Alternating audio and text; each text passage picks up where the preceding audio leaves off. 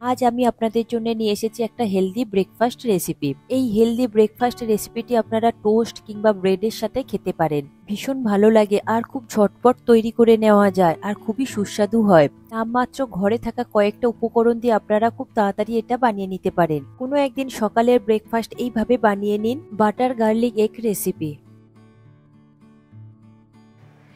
নমস্কার বন্ধুরা, কিচেন টেকনিকে আপনাদের সবাইকে স্বাগত। আমি মধুমিতা। আজ নিয়ে এসেছি একটা ভিন্ন স্বাদের রেসিপি। আসুন দেখে নেওয়া যাক আজকের রেসিপি। বাটার গার্লিক এগ রেসিপির জন্য আমি এখানে 6টা ডিম নিয়েছি। এই 6টা ডিম দিয়ে 2 জন থেকে 3 জনের জন্য পারফেক্ট একদম ব্রেকফাস্ট রেডি হবে। তবে আপনারা চাইলে এর পরিমাণটা বাড়িয়ে নিতে পারেন। যদি ফ্যামিলি মেম্বার 4 জন থেকে 5 জন হয় সেক্ষেত্রে আপনারা 8টা থেকে 10টা ডিম নিয়ে নিতে পারেন।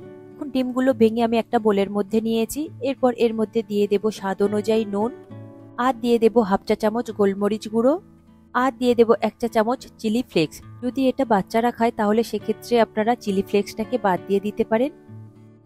এরপরে সব কটা উপকরণ খুব ভালোভাবে ফেটিয়ে নেব।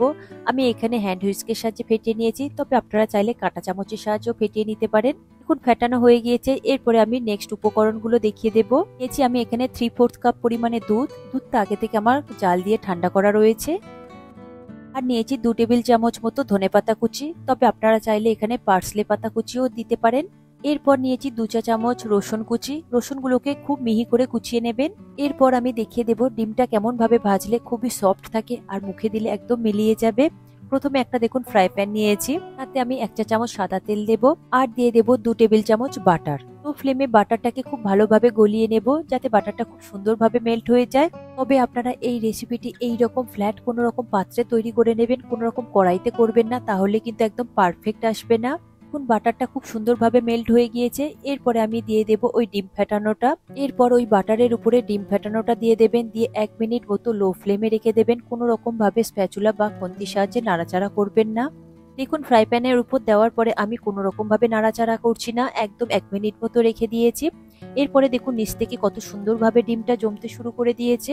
এরপরে স্প্যাচুলার সাহায্যে খুবই আস্তে আস্তে নাড়াচাড়া করবেন, তবে খুব তাড়াতাড়ি নাড়াচাড়া করবেন না, এটা তাহলে ভুজিয়া হয়ে যাবে, খুবই ছোট ছোট পিস হয়ে যাবে।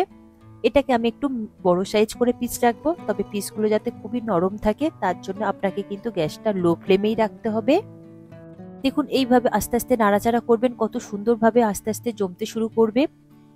তবে এটা করতে খুব একটা বেশি সময় লাগবে না, খুব তাড়াতাড়ি দেখবেন একটু করে সরিয়ে দেবেন ডিমগুলোকে, কত সুন্দরভাবে জমে যাচ্ছে। ঠিক আপনারা এইভাবে করে নেবেন। দেখুন ডিমটা কত সুন্দরভাবে সফট ভাবে জমতে শুরু করে দিয়েছে পুরোটাই। এইভাবে আমি দেখুন কন্টিনিউ নাড়াচাড়া করছি, খুবই আস্তে আস্তে করছি। তবে আপনারা এই সময় কিন্তু অবশ্যই গ্যাসের ফ্লেমটাকে লোতে রাখবেন, হাইতে দিয়ে একদমই করবেন না, তাহলে ডিমটা তলা থেকে শক্ত হয়ে যাবে আর একদমই ভালো লাগবে না তখন। দেখুন ডিমটা কত সুন্দরভাবে আমার ভাজা ভাজা হয়ে গিয়েছে। তবে ডিমটা কিন্তু 90% পর্যন্ত ভেজে নেবেন, পুরো 100% পর্যন্ত ভাজলে ডিমটা কিন্তু শক্ত হয়ে যাবে উপর থেকে। দেখুন উপর থেকেও নরম থাকবে আর ভিতর থেকেও ভীষণভাবে নরম থাকবে, ঠিক সেই রকম ভাবে আপনারা ভেজে নেবেন।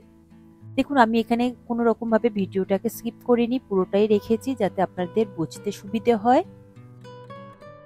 দেখুন ডিমটা কত সুন্দরভাবে জমে গিয়েছে।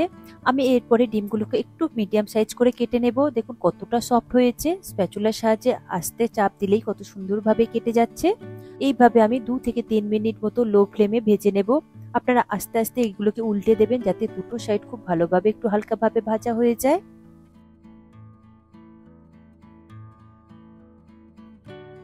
দেখুন ডিমের পিসগুলোকে এইরকম একটু বড় সাইজ করে রাখবেন, এতে করে দেখতে বেশ ভালো লাগে। আর বাটার গার্লিকে এইরকমই ডিমের পিসটা থাকলে বেশ ভালো লাগে। একদম ছোট ছোট করলে একদম ভুজিয়ার মতন হয়ে যাবে, তখন একদমই ভালো লাগবে না। দেখুন ডিমগুলো কিন্তু আমার 90% পর্যন্ত ভাজা হয়ে গিয়েছে। এরপরে আমি দেখুন আরো একবার ভালো করে একটু নাড়াচাড়া করে নিচ্ছি। দেখুন আর একদমই ভেঙে যাচ্ছে না। এরপর আমি গ্যাসের ফ্লেমটাকে বন্ধ করে দেব, দিয়ে ডিমগুলোকে আমি একটা প্লেটের মধ্যে ঢেলে নেব। এর থেকে বেশি সময় আপনারা ভাজবেন না, তাহলে ডিমগুলো উপর থেকে শক্ত হয়ে যাবে, তখন রাবারের মতন এসে যাবে, একদমই সফট থাকবে না আর মুখে দিলে তখন কিন্তু আর গলে যাবে না। তাই এই রকম অবস্থাতেই আপনারা নামিয়ে নেবেন। 2 থেকে 3 মিনিট মতো লো ফ্লেমে তৈরি করে নেবেন, দেখবেন খুব সুন্দর সফট থাকবে। ডিমটা আমি একটা প্লেটের মধ্যে নামিয়ে নিয়েছি।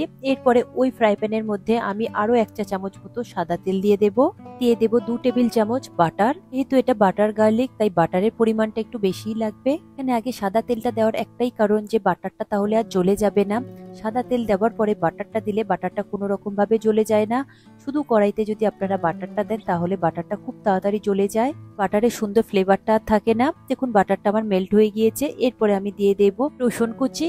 রসুন কুচি দেওয়ার পরে গ্যাসের ফ্লেমটাকে লোতে রাখবেন। লোতে রেখে খুব ভালোভাবে একটু হালকা করে ভেজে নেবেন, মোটামুটি 30 থেকে 40 সেকেন্ড মতন। তবে রসুনটা খুব বেশি লাল করে আপনারা ভাজবেন না, তাহলে রসুনের সুন্দর যে একটা ফ্লেভার রয়েছে সেটা নষ্ট হয়ে যাবে।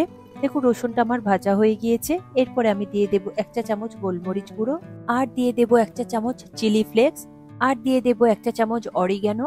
অরিগ্যানো এখন মার্কেটে খুব সহজেই পাওয়া যায়। এরপরে লো ফ্লেমে খুব ভালো করে মিশিয়ে নেব।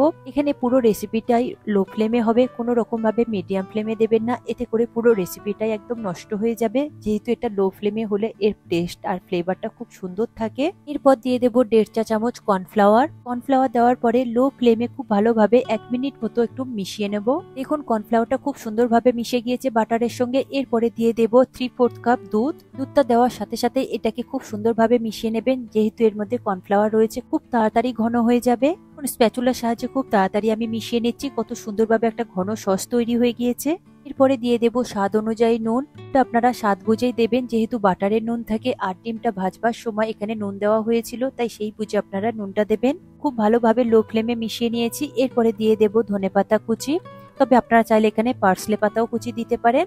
পাতা কুচি দেওয়ার পরে সসের সাথে খুব ভালো করে মিশিয়ে নেব। দেখুন সসটা খুব সুন্দরভাবে গাঢ় হয়ে গিয়েছে। এরপরে দিয়ে দেব ভেজে রাখা ডিম।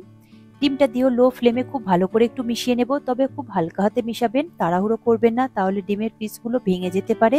এরপরে এই সসটাকে ডিমের সঙ্গে খুব ভালোভাবে কোট করে নেবেন, যাতে প্রতিটা ডিমের গায়ে এই সসটা কোট হয়ে যায়। এতে করে টেস্টটাও আরো বেড়ে যাবে আর খেতে খুবই ভালো লাগবে। ডিমের পিসগুলো খুব সুন্দরভাবে জুসি হয়ে যাবে।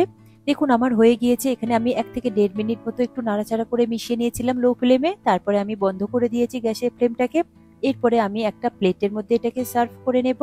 দেখুন রেডি হয়ে গেল আমার আজকের রেসিপি বাটার গার্লিক এগ। আপনারা প্রতিটা স্টেপ ফলো করে এইভাবে বানিয়ে নিন। আমাকে কমেন্ট করে জানাতে ভুলবেন না যে রেসিপিটি কেমন হলো আর টেস্টটা কেমন আসলো। আপনারা না বানিয়ে খেলে কিন্তু এর টেস্টটা একদমই বুঝবেন না, তবে এটা খেতে অসম্ভব সুন্দর হয়েছে। এই রেসিপিটি আপনাদের কেমন লাগলো তা কমেন্টে অবশ্যই জানাবেন, আর লাইক শেয়ার করবার অনুরোধ রইল। চ্যানেলটি যদি সাবস্ক্রাইব করা না থাকে তাহলে সাবস্ক্রাইব করে নেবেন আর পাশে থাকা বেল আইকনটা প্রেস করে নেবেন। আমি যখনই ভিডিও আপলোড করব তখনই আপনার কাছে নোটিফিকেশন পৌঁছে যাবে। আজ তবে এই পর্যন্ত, আবারও দেখা হবে অন্য কোনো রেসিপির সাথে। সবাই ভালো থাকবেন, সুস্থ থাকবেন, আর ভিডিওটি পুরো দেখার জন্য অসংখ্য ধন্যবাদ।